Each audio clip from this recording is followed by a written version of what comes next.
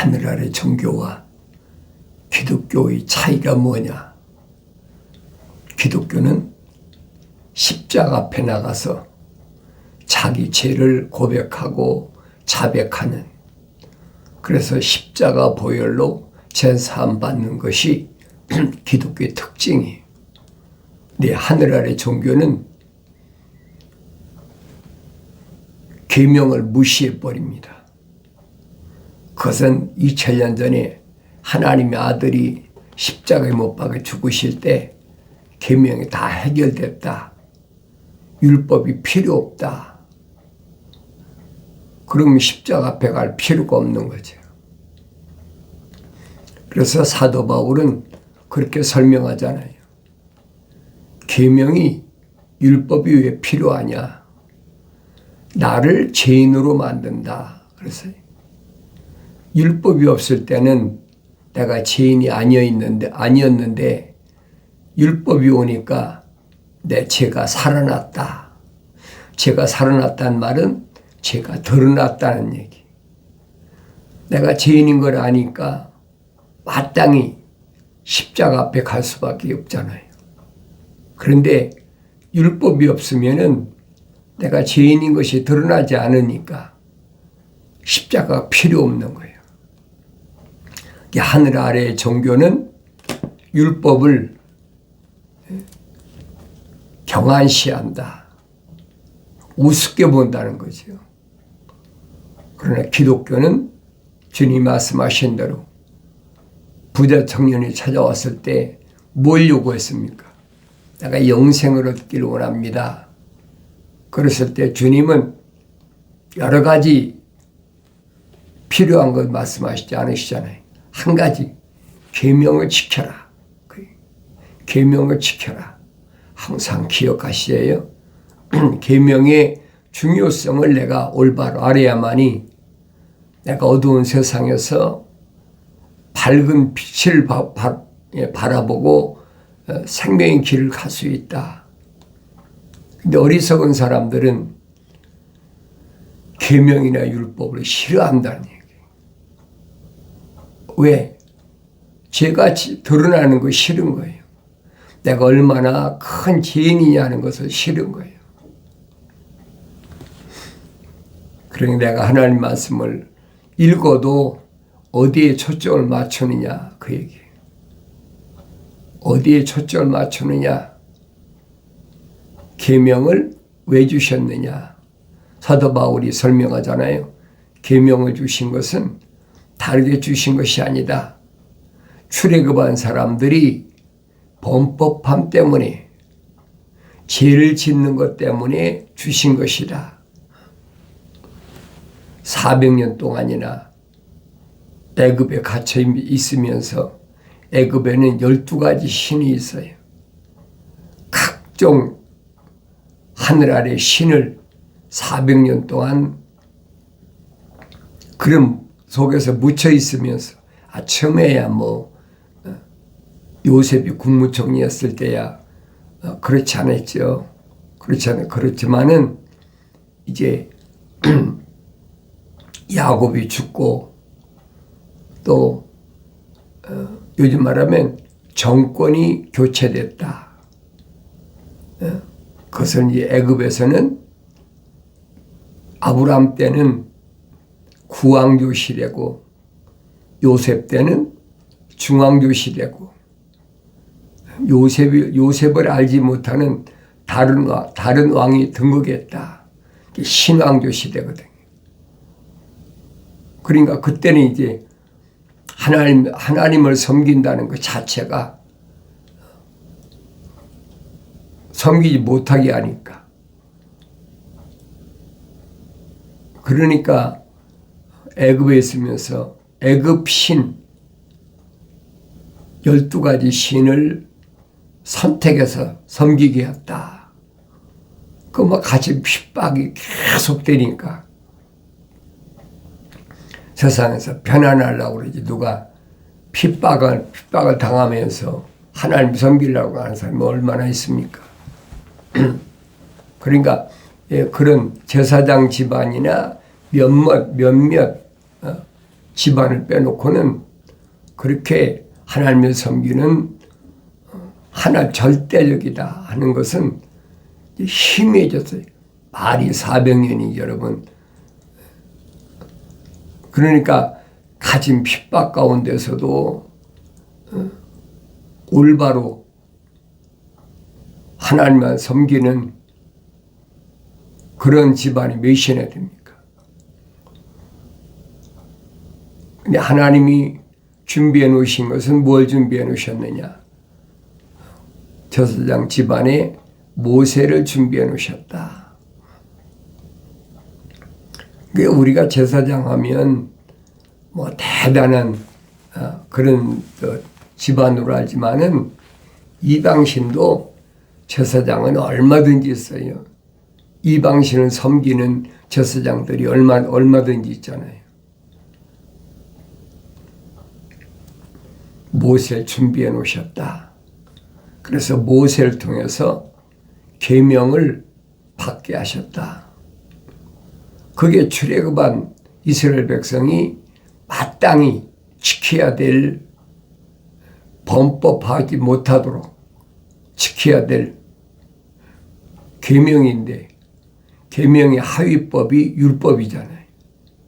613가지. 그러니 여러분 내가 가는 길에 613가지 법이 있는데 안 걸릴 사람 몇이나 있습니까? 거의 다 걸리죠. 그래서 사도 바울은 말하잖아요. 율법이 오니까 죄가 살아났다. 그렇게 표현하잖아요. 그 죄가 살아났으니까 죄를 해결하려면 어디로 가야 됩니까? 7월 10일 날은 제사장이 성막에 가서 죄를 사하는 제도잖아요. 그 출애굽기, 레위기, 민수기를 자세히 읽어보세요. 빠진 것이 없어요. 왜 필요한가? 왜 필요한가 하는 것을 사도 바울이 설명하잖아요. 범법함 때문에 범법하면은 성령을 받을 수가 없어요. 그러니까 출애굽한 남자만 60만 3,550명인데 그 중에서 여호수아와 갈렙 두 사람만 요단강을 건너갔다. 요단강을 건너갔다는 의미는 무슨 의미입니까? 성령 받았다는 얘기예요. 왜 그렇습니까?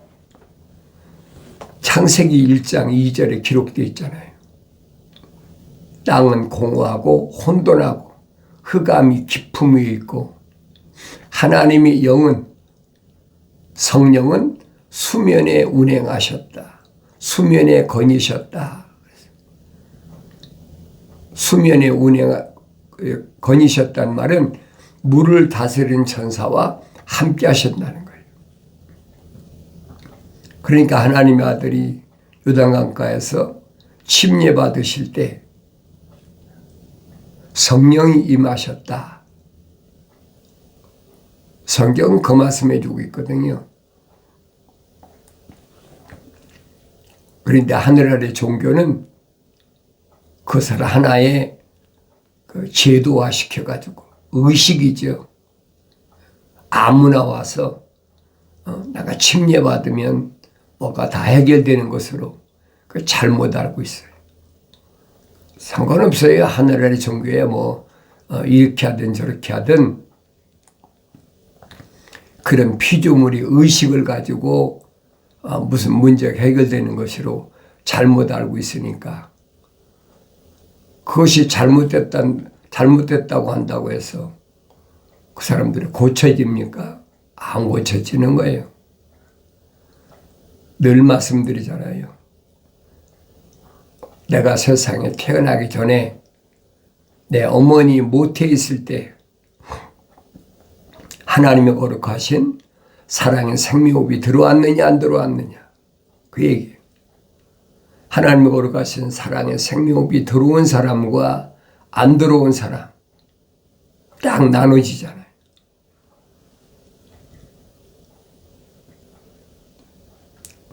하나님의 거룩하신 사랑의 생명호흡이 안 들어온 사람은 그 이름이 생명책에 기록이 안 된 사람이라는 얘기예요.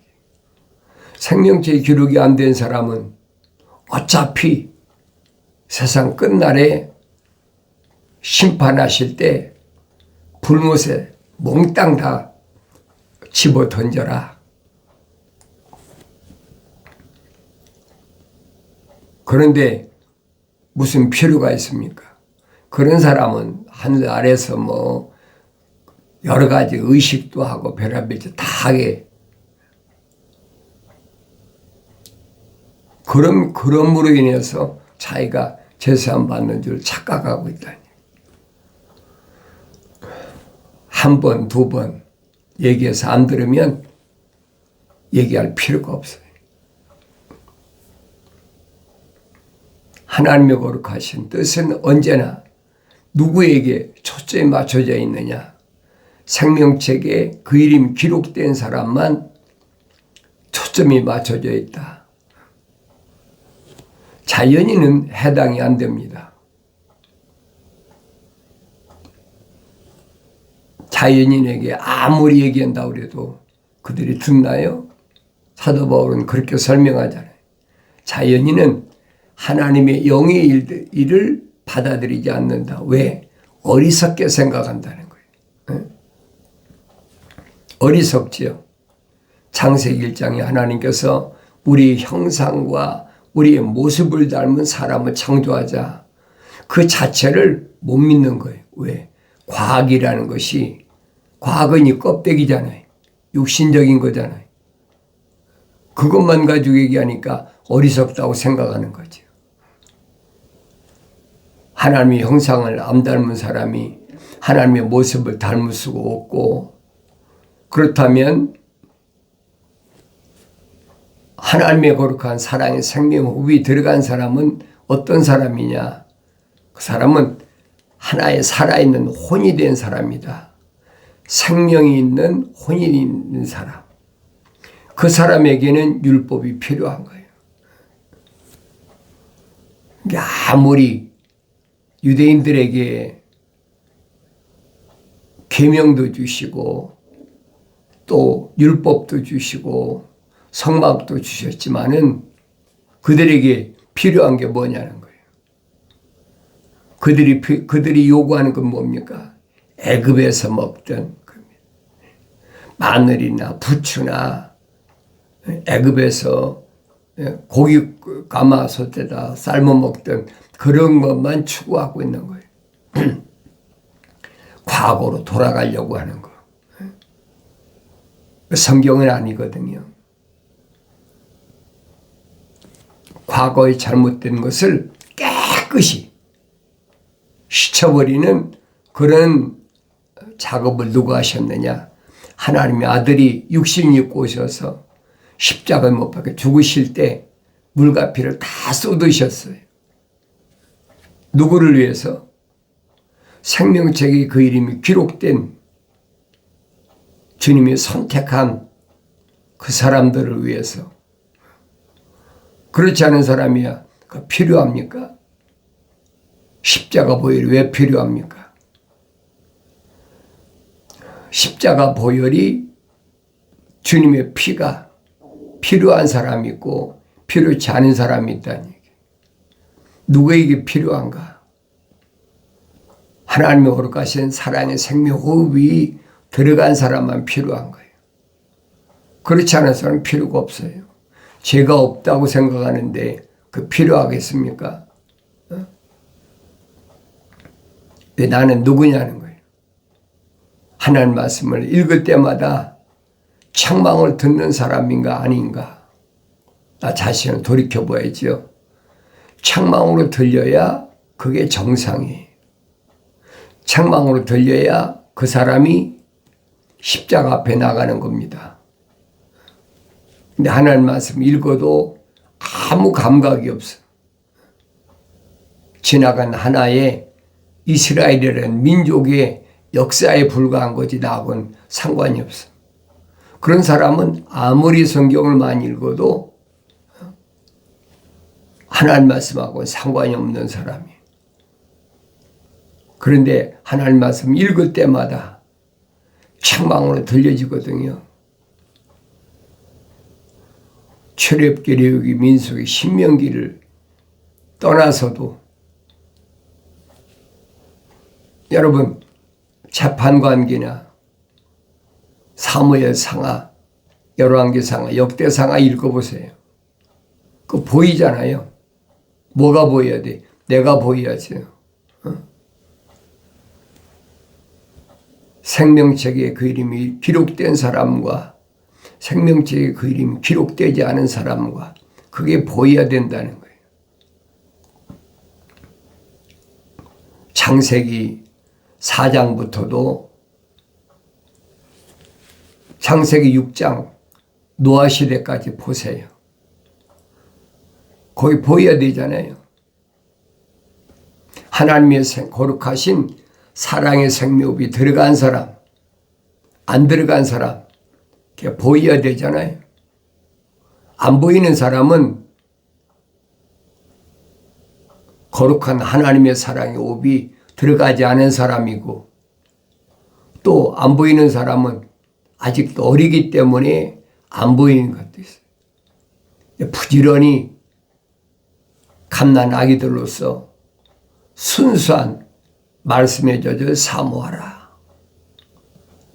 순수한 말씀에 젖어 사모하라는 말은 무슨 말이냐? 다른 사람 얘기 듣지 말라는 얘기예요. 하나님 말씀은 순수하기 때문에 내가 직접 읽어야 돼요. 그러니까 이런 말씀을 내가 올바로 알아들을 수 있는 사람은 많지 않다는 거예요. 아주 극소수예요. 그러니까 출애굽한 이스라엘 백성이 광야를 통과할 때도 20세 이상 남자만 60만 3,550명인데 그 중에서 요단강을 건너서 가나안 땅에 들어간 사람은 여호수아와 갈렙 두 사람밖에 없다는 얘기예요. 60만 분이 입밖에 안 돼. 얼마나 기가 막힌 얘기. 지금도 마찬가지예요. 몇천 년 전에만 그런 게 아니에요. 2000년 전에 하나님의 아들이 오셨을 때도 바벨론에서 해방돼 가지고 예루살렘, 남유다나 북이스라엘로 귀환한 사람들이 5만 명이나 됩니다. 5만 명. 5만 명이나 되는데 5만 명이 거의 460년이 지나서 하나님의 아들이 오셨는데 그때 인구가 얼마나 많겠어요? 적어도 몇백만 되지요.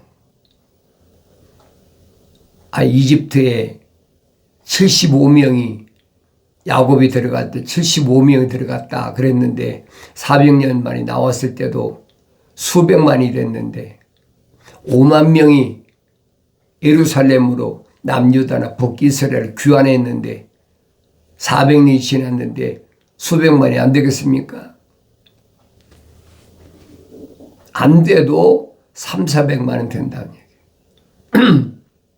그런데 그 중에 하나님의 아들이 선택한 사람은 몇이나 되느냐? 몇이나 되느냐? 12 사도하고 제자들 보세요. 누구를 선택하셨고 누구를 제자로 삼으셨나? 잘 보시라고요. 그게 보여야 돼요. 그래야 내가 보인다는 얘기예요. 그게 안 보이면야 그 내가 없는 거지. 내가 없다면 하나님 말씀하고 나하고는 아무 상관이 없어요. 너희는 주의 책을 찾아 읽으라 그랬잖아요. 자세히 읽으라. 이것들은 하나도 부족한 것이 없다. 빠진 것이 없다는 얘기. 다 자기 짝으로 되어 있다. 약속과 명령으로 되어 있다는 얘기. 이는 하나님이 입이 명령하셨고 하나님이 영이 모으셨다. 하나님의 영이 성령이 모으신 것은 하나님이 입이 명령하신 것밖에 없어요. 그게 순수한 겁니다. 그 말씀을 있는 그대로 읽으면 내 안에 하나님의 거룩하신 사랑의 생명 훅이 들어왔다면 책망으로 들려지지요. 책망으로 안 들려지는 하늘의 종교는 무슨 의식이나 뭐 그런 거 있잖아요. 유대교에서는 안식일을 지킨다, 절기를 지킨다. 또 하늘의 종교에서는 주일을 지킨다. 태양신을 섬기니까 태양신을 섬기고 하루 일과 시작하던 것이 뭐냐? 그게 그 헬라의 그 고린도 지방이죠. 그래서 그들은 먼저 태양신 앞에 다 예물을 드리고 먼저 제사를 드리고 그리고 그 태양신에게 드린 제물로 장사하는 거예요. 그러니까 로마가 헬라, 그리스에 이어서 세계를 제패하고 나서 기원전 46년에 우리가 지금 사용하고 있는 카렌다를 율리어스 시저가 만든 거예요. 그게 기원전 46년입니다. 그러니까 율리어스 시저가 제일 먼저 뭘 만드냐? 일요일을 만드는 거예요. 태양에다가 먼저 바치고 그리고 한 주가 시작된다는 거예요. 이런 내용들 속에서 모르는 사람은 왜 그런지를 모르죠. 그것을 교묘하게 뭐라고 가르치느냐. 일요일은 하나님 주일이니까 주의 날이니까 하나님께 먼저 예배드리고 일주일이 시작한다. 그 기독교 아니에요, 여러분. 올바로 하세요. 기독교는 유대교를 개혁했다. 그게 기독교예요. 유대교를 개혁했다.